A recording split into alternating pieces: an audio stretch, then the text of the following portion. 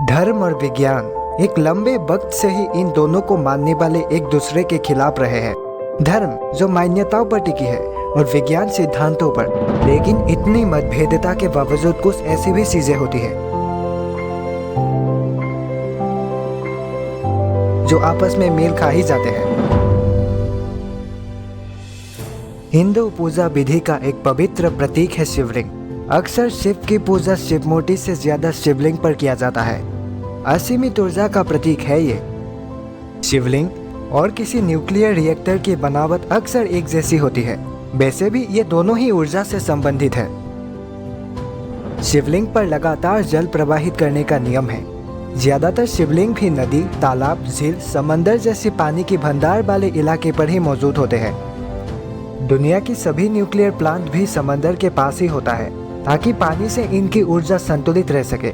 वैसे nuclear reactor को ठंडा रखने के लिए जो पानी इस्तेमाल होती है और यहाँ से जो रेडियो एक्टिव पानी निकलती है उन्हें इस्तेमाल नहीं किया जा सकता क्योंकि ये पानी सार्थ होती है।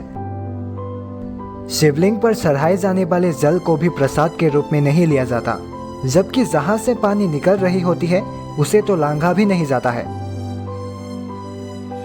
कहते हैं इस पूरी ब्रह्मांड की आकृति एक शिवलिंग की तरह है। जिस तरह से लगातार एनर्जी देते रहने की वजह से न्यूक्लियर रिएक्टर गर्म हो जाता है तो उसे ठंडा करने के लिए पानी की जरूरत होती है, उसी तरह शिवलिंग पर भी जल चढ़ाना जरूरी होता है। शिवलिंग पर बेलपत्र भी चढ़ाया जाता है। कहते हैं शिवलिंग एक ऊर्जा का स्रोत है जिससे लगातार ऊर्जा निकलती रहती है। एक शोध से पता चला कि बेल की पत्तों में रेडियो विकिरण रोकने की क्षमता होती है। ऐसा लगता है प्राचीन काल से ही लोग शिवलिंग को एनर्जी का भंडार मानकर इसमें जल और बेल पत्तों को चढ़ाते आ रहे हैं। प्राचीन लोगों ने सोमनाथ मंदिर की शिवलिंग में श्यामंतक नाम की एक रेडियो एक्टिव पत्थर को छुपा रखा था। कहते हैं इस पत्थर से किसी भी धातु को सोने में बदला जा सकता था। मोहम्मद गजनी ने इस पत्थर को पाने के लिए कई बार सोमनाथ मंदिर पर हमला किया। जब कहीं से ऊर्जा का उत्सर्जन होता है तो ऊर्जा का फैलाव अपने मूल स्थान के चारों ओर एक वृत्ताकार रास्ते में यानी ऊपर और नीचे की ओर फैलने लगता है। ये 10 दिशाओं में फैल जाती है और इस फैलाव की आकृति एक शिवलिंग की तरह होती है। जैसे बम विस्फोट से निकलने वाली एनर्जी और पानी में कंकड़ फेंकने पर निकलने वाली जल तरंग भी वैसे ही फैल जाती है। शिव शब्द का मतलब है वो जो नहीं है, मतलब कुछ नहीं। ये पूरा ब्रह्मांड एक शून्यता यानी खालीपन में ही समाया हुआ है। इस ब्रह्मांड की शुरुआत में जब महाविस्फोट हुआ तो इसमें से निकलने वाली ऊर्जा का प्रवाह एक वृत्ताकार रास्ते से यानी ऊपर एक अत्यंत गर्मी के माहौल में इस ब्रह्मांड का जन्म हुआ। ब्रह्मांड की उत्पत्ति एक बिंदु से हुई जिससे निकलने वाली एनर्जी का कोई सीमा नहीं, इसलिए ये आज भी फैल रही है और इसी से सारी भौतिक नियम परिभाषित होते हैं। इस महाविस्फोट के 1.43 सेकंड बाद ही ब्रह्मांड की अस्तित्व की शुरुआत होने लगी थी। भौतिकी नियम लागू होने लगे थे। भौतिक के पंच तत्व आकाश, वायु, अग्नि, जल और पृथ्वी बनने लगे थे। आज के विज्ञान की कई परिस्थितियों से गुजरने के बाद आखिर में जीवन की शुरुआत हुई। आज भी अंतरिक्ष में कई नई चीजें बन रही है और मर भी रही है। ये सभी सिर्फ उस ऊर्जा पर टिकी है जो अपने आप को अनगिनत रूपों में व्यक्त करती है और शिवलिंग उसी ऊर्जा का प्रतीक है। शिव मतलब शून्यता यानी कुछ नहीं। परमाणु और पूरे ब्रह्मांड का 99% से ज्यादा हिस्सा खाली है। वैसे शिवलिंग की 3 भाग होती है। सबसे ऊपर का जो अंधकार भाग है उसी की पूजा होती है।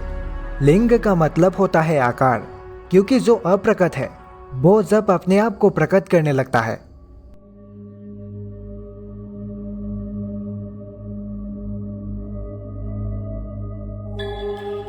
महाविस्फोट के बाद जब ये ब्रह्मांड आकार लेने लगा था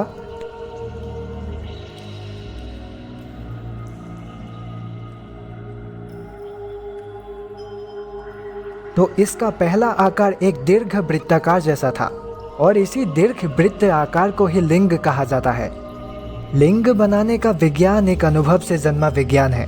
जो हजारों सालों से मौजूद थी, लेकिन पिछले 800-900 सालों में खास तौर पर भक्ति आंदोलन के प्रभाव से इसके निर्माण का विज्ञान खो गया। इसके बारे में कभी लिखा भी नहीं गया, क्योंकि लिखने से इनकी गलत समझे जाने की पूरी पॉसिबिलिटी थी। ऐसे ही बिना किसी विज्ञान की जानकारी के मनचाहे तरीके से शिवलिंग बनने लगे। ऐसे ही कई सारी लिंगों की स्थापना हुई। वैसे शिवलिंग कई तरह के होते हैं। वो लिंग जो प्राकृतिक तरीके से बने हैं उन्हें स्वयंभू लिंग कहते हैं। जैसे अमरनाथ की गुफा में अपने आप ही बनने वाले बर्फ का वो अनोखा लिंग जो हर साल बनते हैं। जो गुफा की सच से टपकने वाले स्टेलेक्माइट पानी की सोती सोती बूंद के रूप में जमीन में गिरते रहते हैं और गिरते ही ये बर्फ बन जाते हैं। यही बर्फ एक शिवलिंग की आकार जैसी हो जाती है और वो एक हिमलिंग बन जाता है। छत्तीसगढ़ का भूतेश्वर शिवलिंग जो एक प्राकृतिक चट्टान है और इसकी ऊंचाई लगातार बढ़ रही है। अरुणाचल प्रदेश का सिद्धेश्वर नाथ मंदिर का शिवलिंग सबसे ऊंचा प्राकृतिक शिवलिंग के रूप में माना जाता है। कुछ लिंग पत्थर, लकड़ी, मणि या रत्नों को तराश कर बनाया जाता है और कुछ लिंग मिट्टी, बालू या धातु से भी बनाई होती है।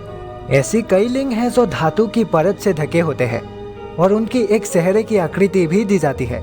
इन्हें मुख लिंग कहते हैं। कुछ लिंगों में तो शिवजी की पूरी छवि तराशी जाती है।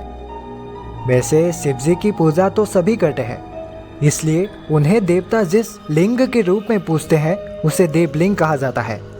असुर जिस लिंग में उन्हें पूजते हैं वो असुर लिंग कहलाता है।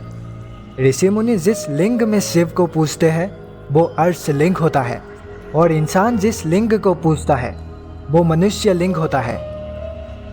पुरातत्व निष्कर्षों के मुताबिक प्राचीन शहर मेसोपोटामिया और बेबीलोन में भी शिवलिंग की पूजा किए जाने की सबूत मिले हैं। इनके अलावा मोहनजोदारो और हड़प्पा की विकसित संस्कृति में भी शिवलिंग की पूजा किए जाने की पुरातत्व अवशेष मिलते हैं। कुछ ऐतिहासिक प्रमाण मिलते हैं कि विक्रम संवत के कई साल पहले धरती पर उल्कापात का अतिपात प्रकोप देखा गया था। आदि मानवों को वो रुद्र का आविर्भाव लगा। जहाँ जहाँ ये पिंड गिरे थे वहाँ इन पिंडों की सुरक्षा के लिए मंदिर बना दिए गए। कहते हैं उनमें से प्रमुख 108 ज्योतिर्लिंग थे, लेकिन आज 12 ही बचे हैं। शिवलिंग में एक पत्थर की आकृति होती है, जलधारी पीतल की होती है और नाग तांबे का होता है। शिवलिंग पर बेलपत्र, धतूरे, फूल आदि चढ़ाए जाते हैं। शिवलिंग पर लगातार जल भी गिरती रहती है। ऐसा कहा जाता है कि ऋषि मुनियों ने किसी प्रतीक के रूप में या प्राचीन विद्या को बचाने के लिए शिवलिंग की रचना इस तरह से की है कि कोई भी उसके गूढ़ रहस्य को समझकर उसका लाभ उठा सकता है। जैसे शिवलिंग यानी पारा, जलधारी अर्थात पीतल की धातु, नाग यानी तांबे की धातु आदि को बेलपत्र, धतूरे और कई तरह के फूलों के साथ मिलाकर कुछ भी औषधि, चांदी या सोना बनाया जा सकता है।